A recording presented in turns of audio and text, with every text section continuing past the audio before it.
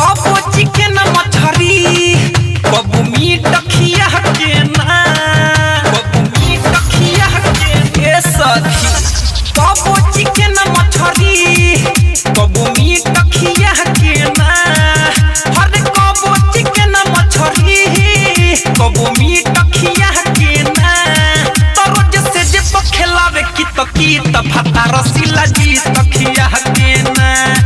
हर रोज से जे पखेलावे की त भाता रसीला जी तखिया के ना ना ना ना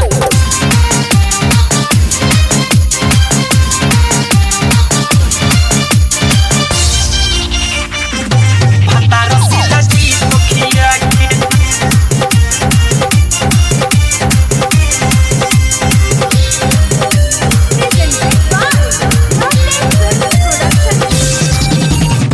कबो पलंग कबो नीचे सुतावे कबो कोरा में उठावेला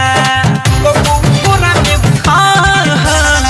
कबो पलंग कबो नीचे सुतावे कबो कोरा में उठावेला का कहियो कर खेला ये सखी रोजो झुलुआ झुलावेला रोजो झुलुआ झुलावेला हवे लड़ेला हमारा से उदे हमें ही टलिया के ना हवे लड़ेला हमारा से उदे हमें ही टलिया के ना तो रोज से जे पखेलावे की त भाता रसीला जी तखिया के ना हर रोज से जे पखेलावे की त भाता रसीला जी तखिया के ना ना ना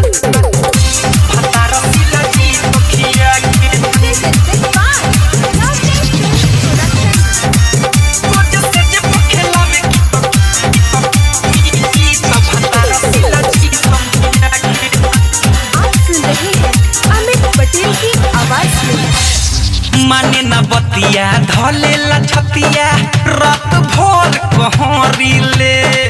रात भर अहि माई रे माने न बतिया धलेला छतिया रात भर कहरीले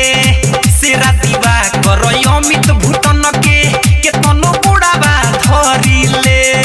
के तनो बुढ़ावा धरिले अरे कबो चिकन मछरी